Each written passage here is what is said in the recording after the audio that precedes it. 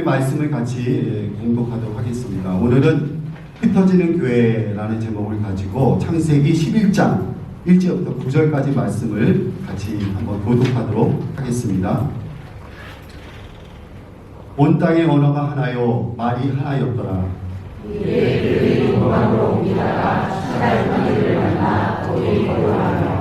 서로 말하되 자 벽돌을 만들어 견고히 굽자 하고 이에 벽돌로 돌을 대신하며 역청으로 진흙을 대신하고 또 말하되 자 성과 달을 건설하여 그 9개를 하늘에 닿게 하여 우리 이름을 보고 온 지면에 흩어짐을 만나자 하였더니 여호와께서 사람들이 건설하는 그 성읍과 탑을 보려고 내려오셨더라.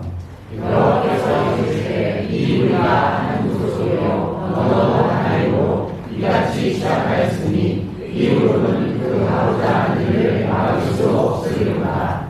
자 우리가 내려가서 거기서 그들의 언어를 혼잡하게 하여 그들이 서로 알아듣지 못하게 하자 하시고 여호와께서 거기서 그들을 온 지면에 흩으셨으므로 그들이 그 도시를 건설하기를 쫓아가라. 같이 읽겠습니다. 그러므로 그 이름을 바벨이라 하니 이는 여호와께서 거기서 온 땅의 언어를 혼잡하게 하셨음이니라. 여호와께서 거기서 그들을 온 지면에 흩으셨더라. 아멘. 우리가 지금 살아가는 시대에 가장 큰 화두는 AI, 인공지능이 아닐까 이렇게 생각이 됩니다. 그래서 인공지능이 이제 탑재된 그런 로봇이 인간의 일을 지금 다 대체하고 있습니다. 그래서 인공지능의 로봇이 가사 도우미 일도 하고요. 그 다음에 옆에서 사람처럼 비서 역할도 합니다. 그리고 요리도 하고요. 그리고 물건을 분리하고 또 운반을 이렇게 하는 일을 하게 됩니다. 그리고 노인들에게는 이렇게 그런 로봇이 대화의 상대로 이렇게 그런 역할을 하기도 합니다. 그리고 이 인공지능이 장착된 그런 차를 우리가 자율주행차라고 그러거든요. 이 자율주행차는 사람 대신 이 로봇이 이 인공지능이 차를 이렇게 운행하는 그런 지금 우리가 시대에 살고 있습니다. 그래서 과학자들은 이 AI 기술의 발달로 인해서 우리가 사람이 더 행복하고 윤택한 그런 삶을 살게 될 것이라는 그런 청사신, 아주 황금빛 청사신을 이렇게 우리에게 이야기하고 있습니다. 하지만 많은 또 다른 과학자들이 말하기를 AI의 사용량이 늘어갈수록 인류의 정의가 부족해질 것이다 이렇게 말하고 있습니다. 왜 그러냐 하면은 이 AI 칩과 그 다음에 컴퓨터가 사용하는 이 전기량이 어마어마해서 수많은 전기를 먹는다고 합니다. 저도 이 핸드폰에다가 이 챗 GPT라는 것을 깔아서 이제 사용하고 있습니다. 무료입니다. 무료. 돈 내고 하는 게 아니에요. 그런데 이 챗 GPT가 문제 하나를 풀 때 얼마나 만에 그 전기량을 쓰냐면 10W의 전기를 쓴다고 합니다.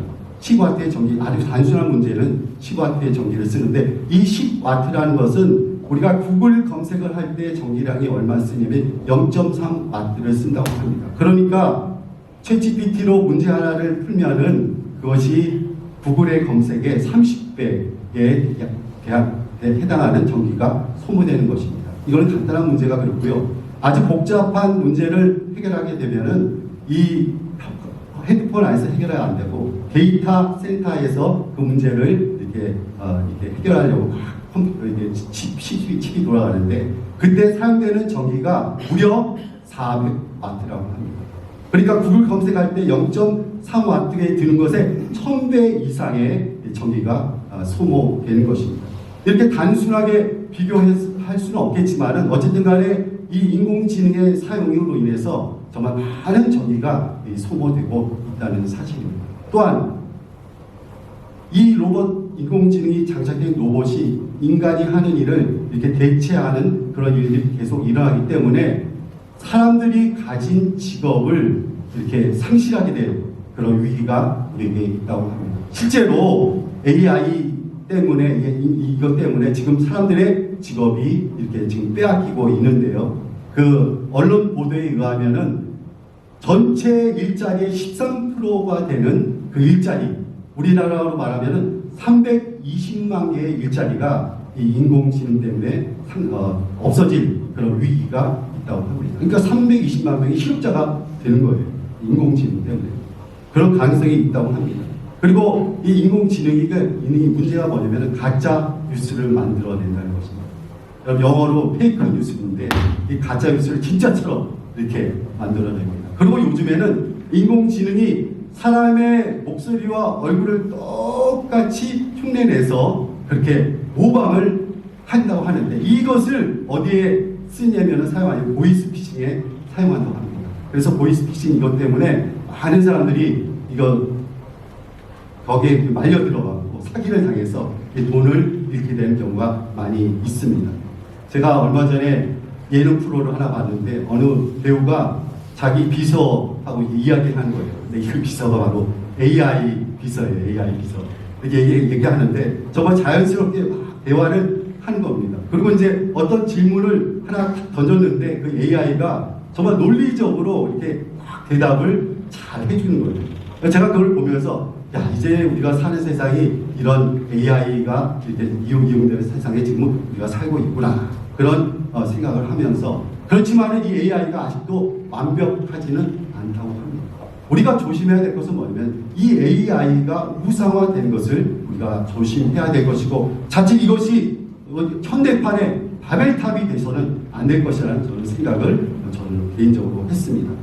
제가 이런 AI를 하면서 오늘 말씀드리려고 하는 것은 언어 영역에서도 이 AI로 인해서 많은 변화가 일어나고 있다는 사실입니다. 그래서 이제는 그 AI로 인해서 동시 번역, 동시 통역이 가능해지고 있는 세상에 살고 있습니다. 즉 현재 지금 20개 언어를 이렇게 AI 번역기가 동시 통역을 할 수 있다고 합니다. 물론 거기에 베트남어도 포함되어 있습니다.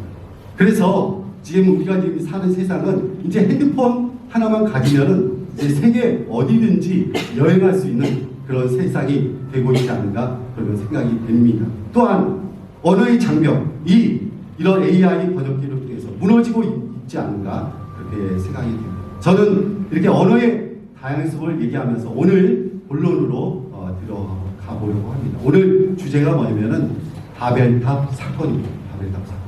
이 바벨탑 사건은 인류의 언어가 어떻게 이렇게 다양하게 생성되게 됐는지를 대답해주는 그런 사건이라고 우리는 할 수 있습니다. 그래서 오늘 성경 말씀, 오늘 창세기 11장 9절을 우리 한번 같이 한번 크게 한번 읽어보겠습니다. 시작. 그러므로 그 이름을 바벨이라 하니 이는 여호와께서 거기서 온갖 언어를 혼잡하게 하셨습니다.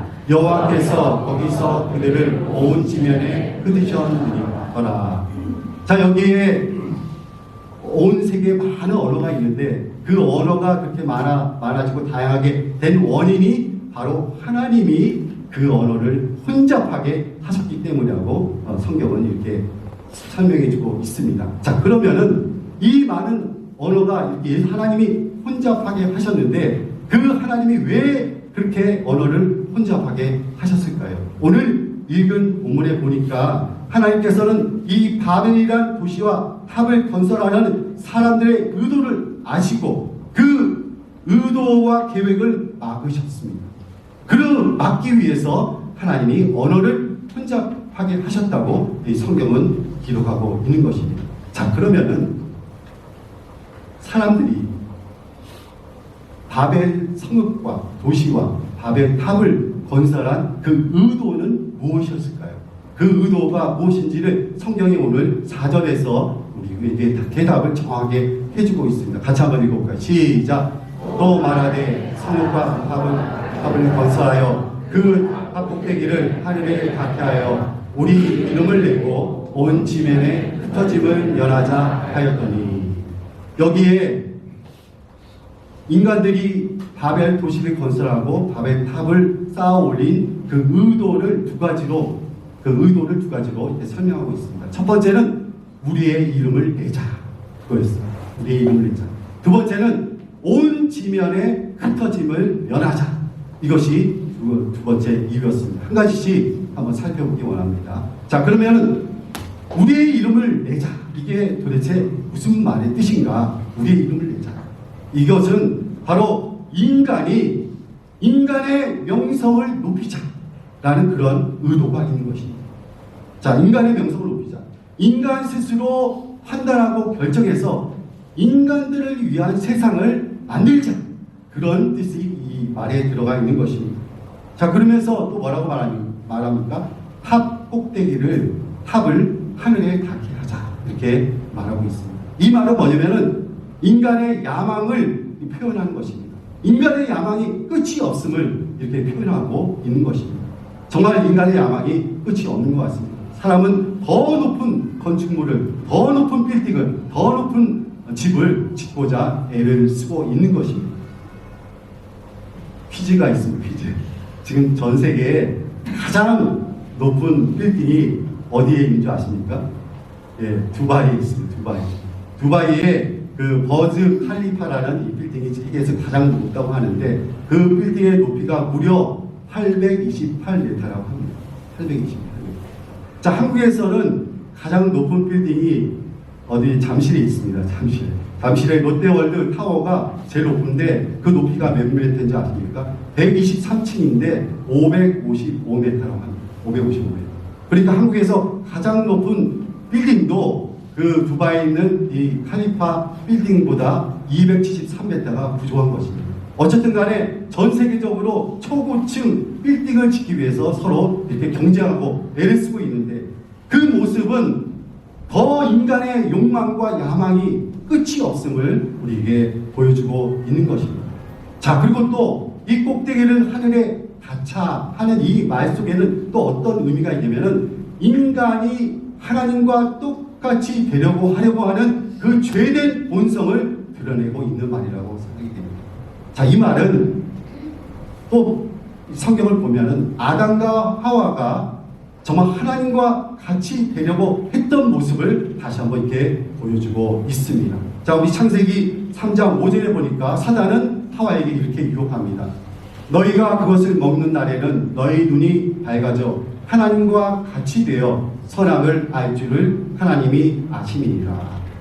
하나님과 같이 이렇게 하나님과 같이 되려고 하는 인간의 이러한 야망, 이런 욕심, 이러한 생각들, 이런 것들을 사단이 지금 부추겨서 죄를 짓게끔 하고 있는 것입니다. 교만한 마음을 지금 부추기는 것입니다. 지금 우리가 살고 있는 이 사회에 얼마나 많은 사람들이 자기의 명성을 드러내고자 애를 쓰고 있는지 모르겠습니다. 자신의 업적을 자랑하고 자신의 이름을 내고 자신의 그러한 기념비를 세우는 일을 지금 하고 있습니다. 그런 사람이 우리 요즘에 텔레비전에 자주 등장하는 사람 중에 그런 분이 한 분 있습니다. 여러분 아시죠? 트럼프라고, 도널드 트럼프, 그런 분이 있습니다. 자, 이분이 관세 정책으로 인해서 지금 전 세계가 지금 혼란스러운데 정말 자기 이름을 내고자 한 이런 마음 욕심이 너무 많지 않은가 그런 생각이 듭니다. 그래서 지금 이런 정책으로 말미암아 전 세계가 지금 무역 전쟁, 관세 전쟁으로 지금 내몰리고 있는 상황에 있습니다. 하나님께서는 언어를 혼잡게 하심으로 이 바벨탑 건축을 막으신 것은 이러한 인간의 교만한 생각을 막으시기 위함이었다는 사실입니다.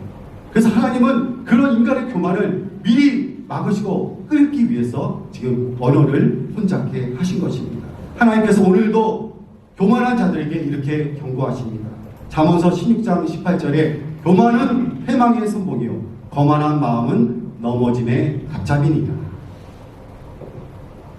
자, 두 번째, 이 바벨탑을 쌓은 인간의 의도가 무엇인가 성경에 분명히 기록하고 있는데 두 번째 의도는 뭐냐면은 온 땅의 흩어짐을 면하기 위해서 바벨탑을 쌓은 것입니다. 온 땅의 흩어짐을 면하자 이렇게 얘기했거든요. 자, 이것이 무엇이냐면은 온 땅의 흩어짐을 면하자는 것은 하나님의 뜻에 정면으로 반대되는 생각입니다. 하나님께서는 열방과 세계를 향해서 나아가기를 원하십니다. 그리고 인류를 만드시고 이 인류가 전 세계로 흩어져서 생육하고 번성하기를 원하셨던 것입니다. 창세기 1장 28절에 하나님이 그들에게 복을 주시며 하나님이 그들에게 이르시되 생육하고 번성하여 땅에 충만하라. 땅을 정복하라. 하나님은 온 세계로 흩어져서 정말 생육하고 번성하기를 원하셨던 거예요. 그렇지만은 지금 인간은 지금 이 바벨이라는 이런 지역에 모여서 부를 축적하고 또 번영을 누리며 그곳에 안주하기를 원했던 것입니다. 하나님의 뜻에 지금 반하는 일을 지금 하고 있는 것입니다. 자, 우리 아브라함을 보십시오. 하나님께서 아브라함을 부르시고 뭐라고 말씀하십니까? 내가 네게 지시할 땅으로 가라 이렇게 말씀하십니다. 창세기 12장 1절에 여호와께서 아브라함에게 이르시되 너는 너의 고향 친척 아비 집을 떠나 내가 네게 보여줄 땅으로 가라. 떠나 가라.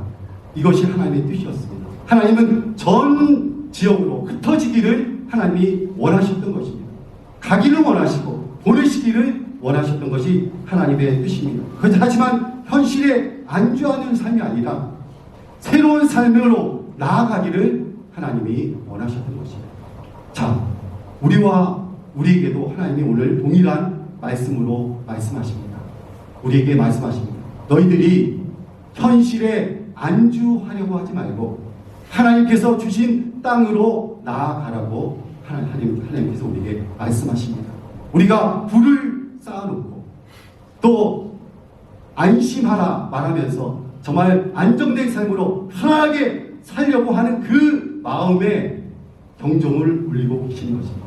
그렇게 하지 말고 그 자리에 머무르지 말고 안주하지 말고 내가 네게 지시하는 땅으로 나아가라. 오늘 주님께서 우리에게 말씀하고 계시는 것입니다. 오늘 우리에게 열방과 민족을 향해 나아가라고 말씀하십니다. 지난주에 제가 설교하면서 그런 말씀 드렸습니다. 아브라함에게 말씀하셨죠. 눈을 들어 동서남북을 바라보라 말씀하셨습니다.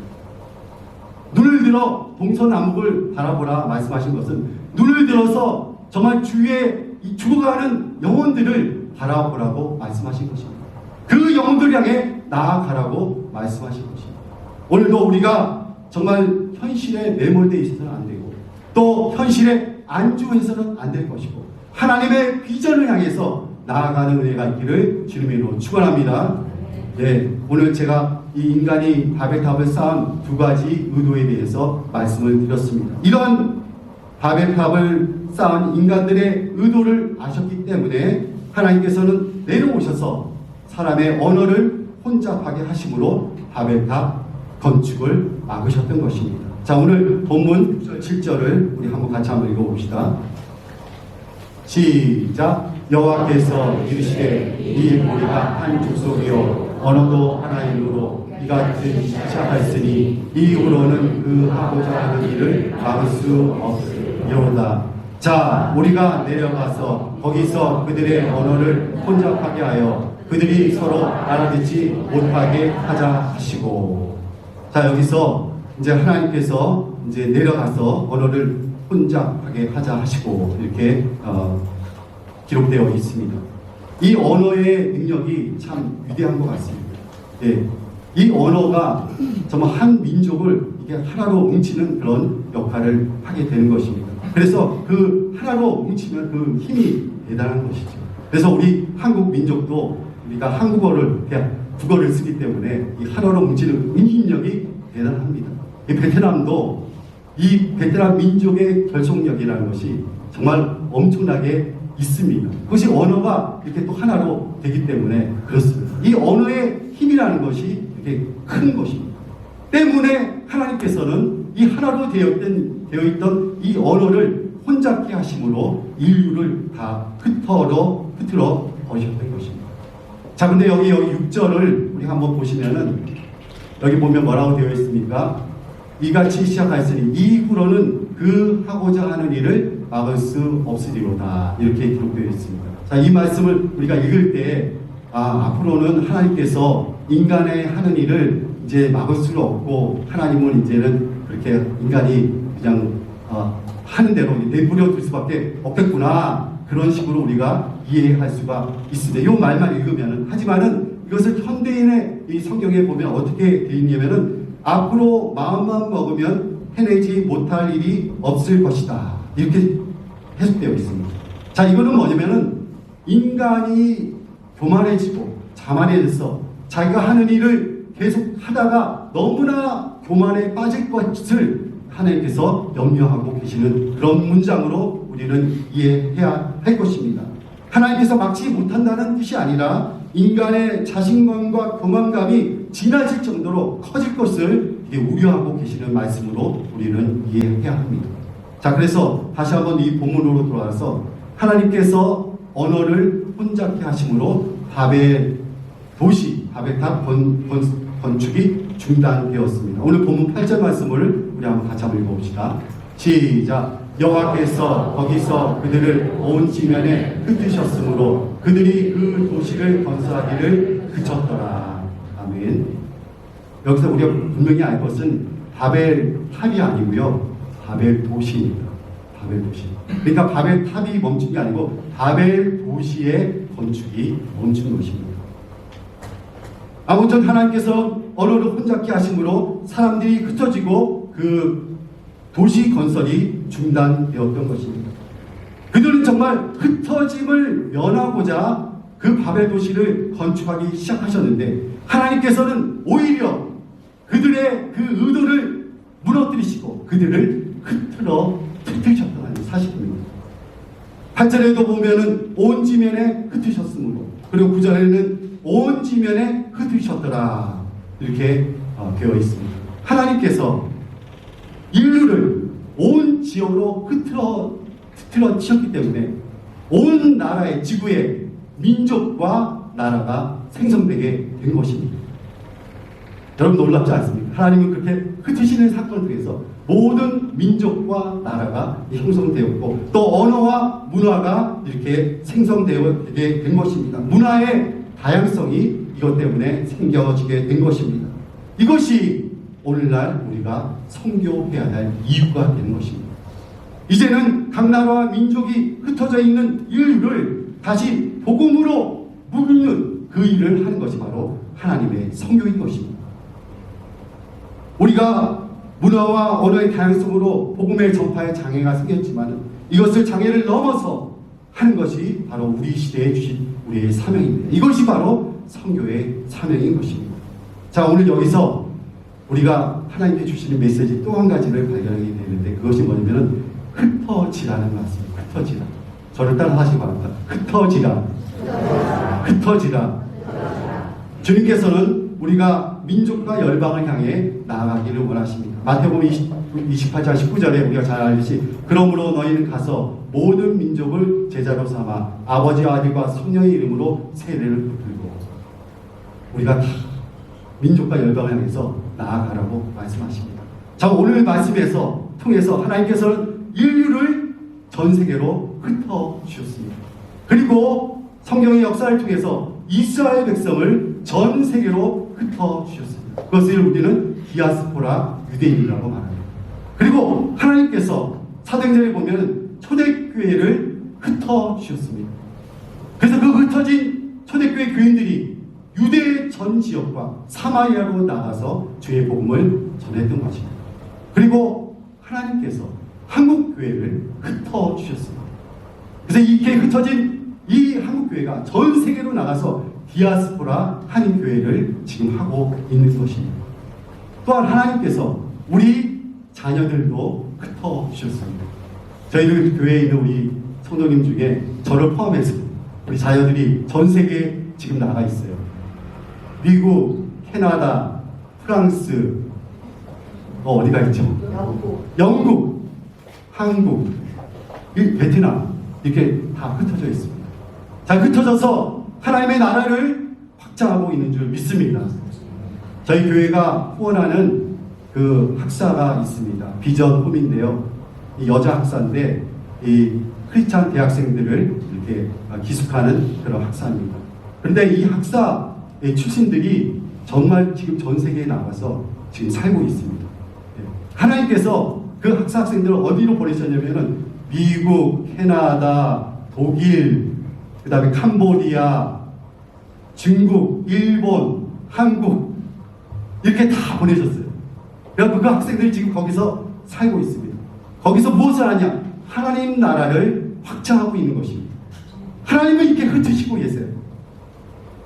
우리는 모여서 어떻게든지 그냥 여기서 자기 불을 쌓고 안주하려고 하지만 하나님은 오늘도 우리를 향해 가라 말씀하십니다.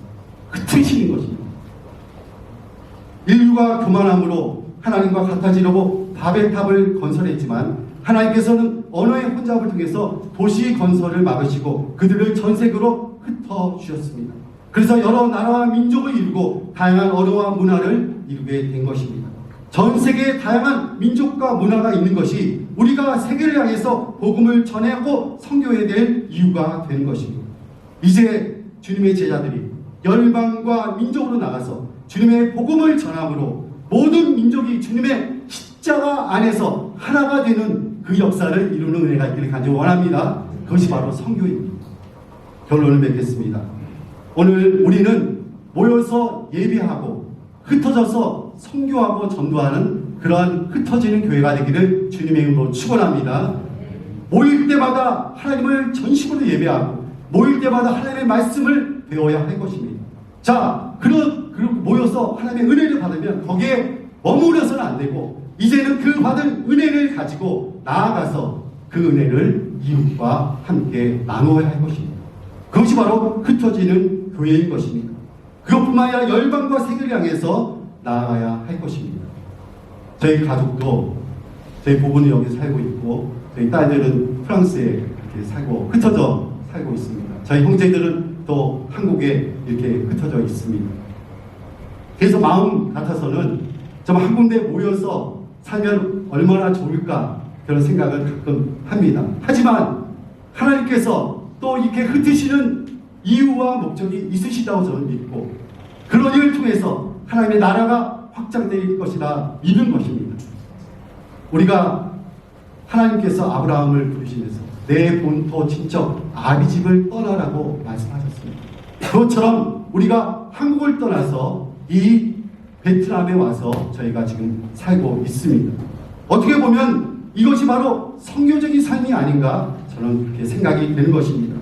하나님께서 내가 내게 지시할 땅으로 가라 하셨으니 그 말씀에 순종해서 우리는 흩어지는 것입니다. 그것에 순종해서 우리는 흩어지는 것입니다. 디아스포라 교회는 바로 흩어지는 주님의 교회인 것입니다. 오늘 우리가 모일 수 있을 때 힘써서 모여서 예배하고 하나님의 말씀을 배우는 데 힘쓰는 여러분과 저가 되기를 축원합니다. 하지만 언젠가는 또 흩어질 날이 올 것입니다. 자, 그러면 또 흩어져서 또 우리가 복음을 전하는 사명을 감당해야 할 것입니다. 자, 주일 예배를 통해서 우리는 모이는 교회를 경험할 수 있습니다. 그리고 나머지 6일의 삶을 통해서 우리의 일터의 현장에서 예배를 드림으로 우리는 흩어지는 교회를 경험할 수가 있는 것입니다. 우리 하노이 성교계의 모든 교인들이 모이는 교회와 흩어지는 교회를 경험하는 은혜가 있기를 주님으로 축원합니다. 또 한 가지는 제가 앞에서 AI 인공지능에 대해서 말씀드렸는데 이 AI를 비롯한 첨단 기술, 첨단 과학 이것이 오늘날의 또 바벨탑이 아닌가 우리가 한번 생각해 보아야 할 것입니다. 이런 것들이 하나님을 대적하는 것이 되지 말아야 할 것이고 이러한 바벨탑이 있다면 그 바벨탑을 하나님 무너뜨려 달라고 그 무너뜨리는 은혜가 우리에게 있게 해달라고 기도하며 나가는 귀한 은혜가 여러분 있기를 주님으로 축원합니다. 우리 찬양하며 나갑시다. 교회여 일어나라.